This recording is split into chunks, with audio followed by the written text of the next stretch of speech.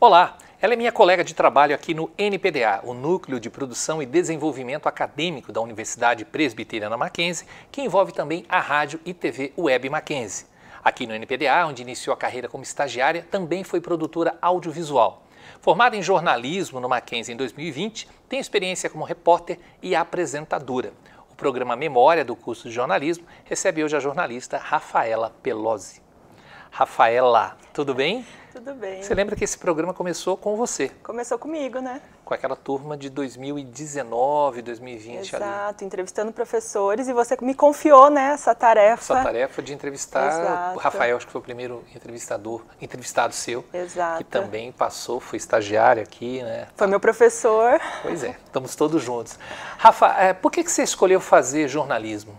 Na verdade, eu acho que o jornalismo me escolheu. Eu, a vida inteira, quis fazer arquitetura e urbanismo. Eu tenho curso de AutoCAD, eu tenho curso de desenho. E aí, assim que eu saí do ensino médio, eu fui para o cursinho, porque eu só estava prestando universidades públicas. E, em determinado momento, assim, eu me vi um pouco perdida, de pensar, será que é isso que eu quero mesmo? E aí, eu tive um tempo para pensar, né, esse ano de cursinho. E eu lembro que eu comecei a muito assistir jogos de basquete, aí em jogos de basquete na minha cidade. E eu comecei a viver aquele universo e pensar, eu não quero só falar isso na minha bolha, eu quero expandir.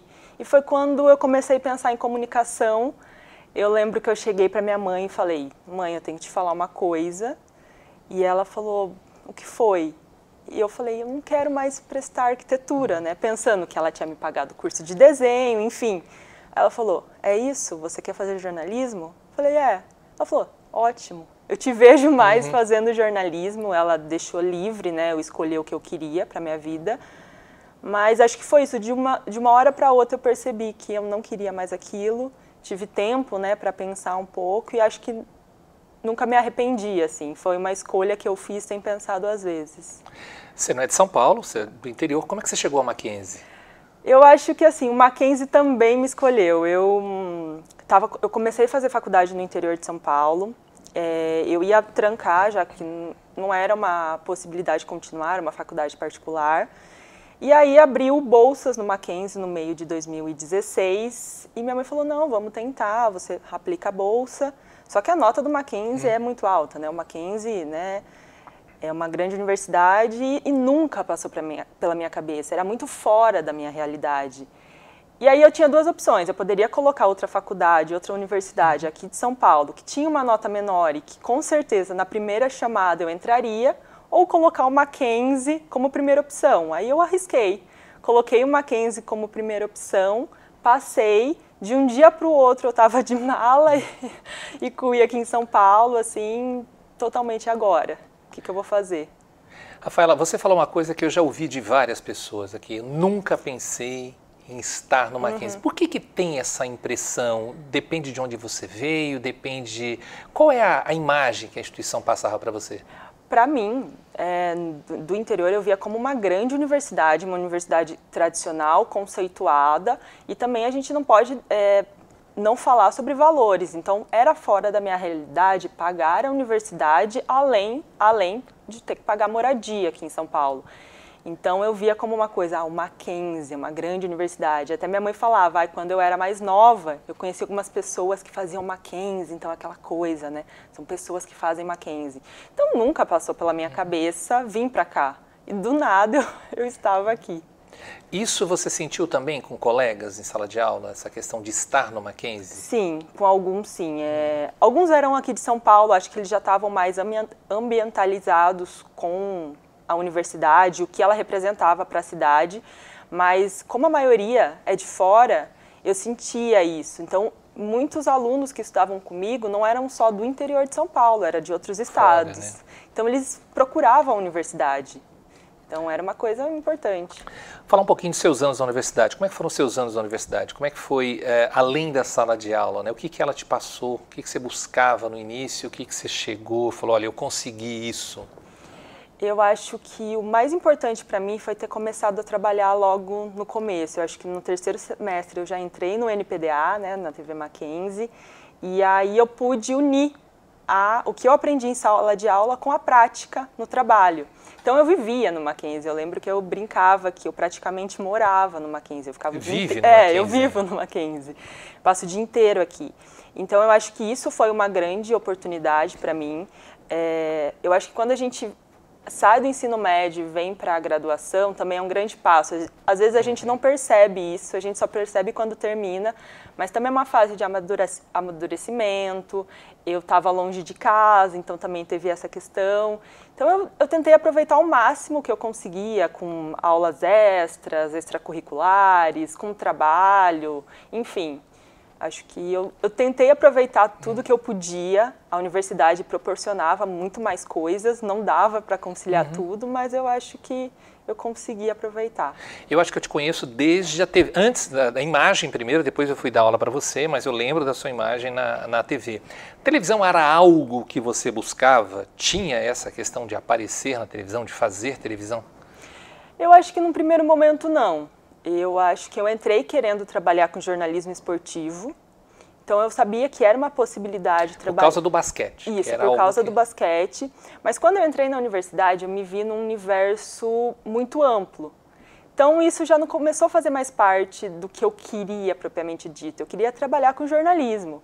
Mas aí como eu vim trabalhar no NPDA e era audiovisual, aí eu me apaixonei, assim. Então, hoje em dia, eu não me vejo trabalhando em outra área que não seja essa. E não importa se for na frente ou atrás das câmeras, mas eu gosto desse universo. Você falou de esporte, muitos em especial, agora menos, agora também acho que está um pouco mais equilibrado entre homens e mulheres, mas num primeiro momento, quando eu comecei a dar aula aqui, a grande maioria entrava, né, para trabalhar no jornalismo esportivo, e você conversava com os meninos, era assim, eu não consegui ser jogador de futebol, então eu entrei para fazer jornalismo esportivo. Então, é claro que isso muda no decorrer do processo. Você entrou pensando especificamente no esportivo? Sim, eu entrei pensando nisso. Eu vi um universo muito grande que eu queria explorar. Eu acho que principalmente alguns esportes que fogem do padrão do Brasil, que é o futebol, como basquete, vôlei, é uma coisa que está crescendo muito e eu me via muito entusiasmada em trabalhar com isso, em falar sobre isso, em valorizar o que a gente tem aqui no Brasil. Mas eu acho que isso durou pouco tempo. Eu até participei de algumas coisas. Hoje em dia, de vez em quando, eu participo de alguns podcasts para falar sobre basquete, mas eu gosto do jornalismo. Quem sabe um dia eu possa ainda trabalhar com jornalismo esportivo. Eu acho que é uma área difícil.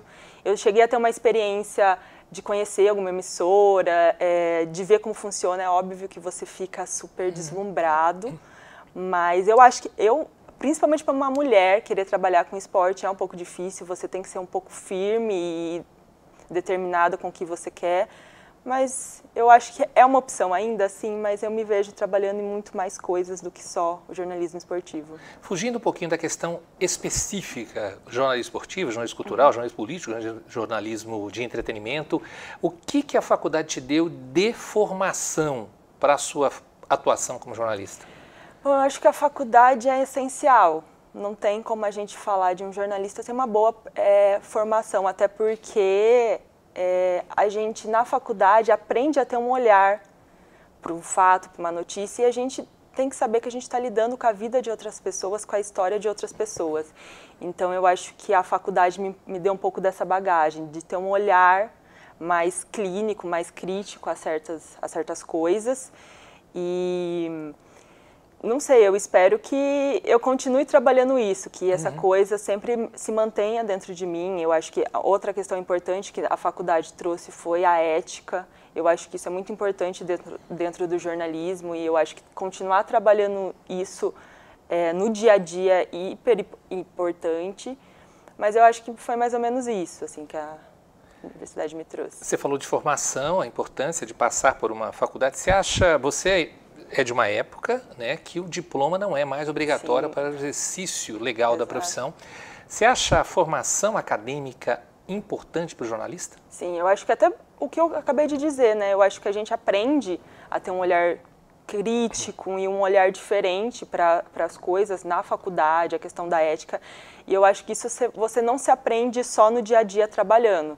E eu também acredito que grandes empresas, enfim, que trabalhem com comunicação, eles querem profissionais que tenham esse olhar. Não seja uma pessoa que do nada começa a falar, enfim. Até a questão da fake news, que é uma coisa muito forte hoje em dia, até isso a gente vê na faculdade, a gente tem que saber apurar muito bem o fato, a gente tem que saber de onde vem aquela informação. Então eu acho essencial. Essa questão da fake news que você acabou de citar, você acha que o jornalismo brasileiro faz um bom jornalismo, apesar da fake news, apesar do ChatGPT que está aparecendo agora? Você acha que a gente produz um bom jornalismo? Sim, eu acho. E acredito que assim, é um desafio todos os dias, principalmente com grandes empresas de comunicação que trabalham com hard news, que são aquelas notícias mais todo dia ali. É difícil, eu imagino, eu não estou dentro dessa área de hard news, mas eu imagino que deve ser um desafio todo dia você tentar informar da melhor forma e tentar desvencilhar isso das fake news, dessas correntes de WhatsApp, e tentando da melhor forma passar informação e credibilidade. O que o jornalista, quando você entra na faculdade, acho que a primeira impressão é aquela de redação, né? Vou para a Globo, para a CBN, para a Folha de São Paulo. Qual o perfil que você acredita que o jornalista tem que ter hoje ao sair da faculdade para atuar em diversas áreas? Eu acho que hoje o jornalista não basta ser só jornalista, então ele tem que migrar e caminhar em várias áreas. Então a gente também trabalha com marketing, com comunicação integrada, enfim. Então eu acho que tem que ser um jornalista completo, mídias sociais, eu acho que cada vez mais a gente tem que continuar estudando, porque cada vez mais novas mídias, novas redes sociais surgem, e a gente tem que saber como trabalhar a informação nessas mídias, enfim. Então, a todo momento se adaptar e tentar ainda passar da melhor forma, com credibilidade, com ética, enfim, a informação. Você falou da ética, é fundamental, acho que em qualquer profissão, não, acho não, é fundamental em qualquer profissão, em especial na profissão de jornalismo. Você se formou há pouco tempo, quer dizer, não são 3 anos, vamos dizer assim, né? Dá para dizer que já houve mudança da sua formação para agora, para quem está começando a faculdade? Eu tenho certeza disso. E acredito que até a própria as faculdades de jornalismo têm que se atualizar a todo momento.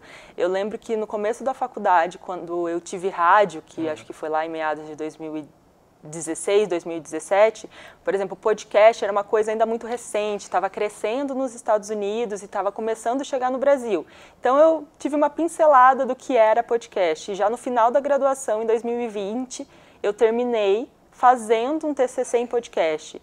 Então já foi em pouco tempo assim uma transição muito grande na questão de podcast, mas em qualquer outra área, outra mídia, eu acho que a questão do jornalismo, ele se molda muito em questão das novas tecnologias. Então eu acho que muda a todo momento e a gente tem que se adaptar a todo momento. E esse é o grande desafio. Você consegue fazer um panorama, por exemplo, dos seus colegas, da sua turma, em termos de área de atuação, onde eles estão, por exemplo? Eu encontrei até recentemente alguns amigos da faculdade e eles estão em áreas diversas. Eu acho que 80% da sala mudou de área, enfim, eles se sentem um pouco até frustrados com o jornalismo, mas eu acho que são várias questões que acabaram fazendo eles terem esse sentimento.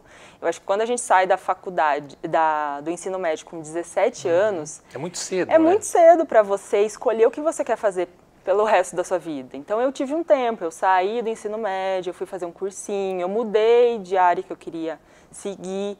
Então eu acho que eu tive esse tempo, então quando eu decidi, eu tinha certeza do que eu queria. E eu acho que muitas vezes eles não. Então é aquela coisa que você falou, às vezes eles entram com um sonho de não conseguir ser um jogador de futebol, quer trabalhar com jornalismo esportivo, pode ser frustrante. Não é fácil, eu acho que a área de comunicação é uma área difícil, eu acho que é muita cobrança, são muitos desafios, que nem eu falei no dia a dia, mas alguns deles sobreviveram, como eu, outros não, mas eu acho que vai muito de maturidade, sobre o que você quer para a sua vida. Eu acho que se você escolhe o jornalismo e insiste nisso, eu acho que é melhor você se frustrar com o que você gosta de trabalhar do que você ficar fazendo aquilo que você não gosta. Você falou que é uma área muito difícil, uma área, eu diria, uma área muito dinâmica. O que eu tenho que fazer para me aperfeiçoar? Eu acho que é continuar sempre se atualizando. Eu, por exemplo, no momento estou fazendo um MBA em entretenimento e mídia, então já é uma coisa um pouco fora do que eu tive na graduação, então estou explorando um pouco economia criativa, um pouco marketing. Então eu acho que assim, é continuar estudando, explorando muitas coisas. Eu acho que o jornalismo, a comunicação ela é muito abrangente e a gente tem que ficar atualizado de tudo, não só de redes sociais, de novas plataformas, mas também do que está acontecendo no mundo. De qualquer maneira, você acha que ao sair da faculdade você está preparado, pelo menos para dar os passos iniciais, se não tiver um emprego na área específica de jornalismo, no tradicional, eu entrar em outra área da comunicação? Eu acho que sim, eu acho que é questão até de amadurecimento, né? Você tem 4 anos para ir trabalhando, que você não é mais um adolescente, você começa a ser um adulto, você vai começar a trabalhar. Então, eu acho que sim, eu acho que a gente consegue, sim, devagar, né, por várias áreas e principalmente na comunicação. O que você diria para quem está entrando? Coragem, coragem, e não desista. Às vezes pode parecer que é difícil, mas se é o que você quer, eu acho que é muito importante que você persista. Eu escutei isso de uns professores da pós, que a nossa geração não aceita fracassos. Então, errar, isso já frustra muito, isso faz desistir. Mas a gente tem que pensar que não é na primeira vez que a gente vai conseguir, às vezes nem na segunda, nem na terceira. Então, a gente tem que ter um olhar mais para frente, pensar que a gente vai errar e que a gente pode conseguir chegar onde a gente deseja. Você disse que, logo no início, você disse que não tinha arrependimento por ter trocado, né, uma área que você tinha mais ou menos como certa, que é a arquitetura, e ter trocado pelo jornalismo. Minha pergunta é, valeu a pena? Valeu, valeu. Todo dia eu acordo e penso que valeu a pena. Eu tenho vários amigos que são de outras áreas, trabalham com outras coisas, mas eu gosto do que eu faço. E eu acho que isso é uma coisa importante. Que bom que você gosta do que faz. Que bom, né? Que bom que eu gosto. E assim, acho que para mim, hoje em dia, é explorar coisas dentro da comunicação, ampliar meu repertório, continuar me atualizando, que eu acho que assim, eu estou tentando achar o meu caminho certo. Pode ser que eu não trabalhe futuramente com alguma coisa que realmente seja meu sonho, pode ser, mas eu acho que a comunicação nunca vai sair da minha vida. Rafaela, obrigado. Eu nem vou falar obrigado por você ter vindo, você está aqui comigo sempre, né? Você está em casa, mas obrigado por você ter cedido esse tempo para bater este papo. A gente já está junto aí há uns 4, 5 anos, né? Sim. Mais ou menos. Então, obrigado. É um prazer trabalhar com você, é um prazer conversar com você. Muito obrigada. Obrigada pela oportunidade de estar aqui, né? Realmente gravando. E queria agradecer por todos esses anos, tanto como professora, agora como chefe. Eu aprendi muito e continuo aprendendo. Então, obrigada pela essa oportunidade e por tudo. Eu também aprendo bastante. Obrigado. E muito obrigado também a você que nos acompanhou até aqui. Até o próximo programa.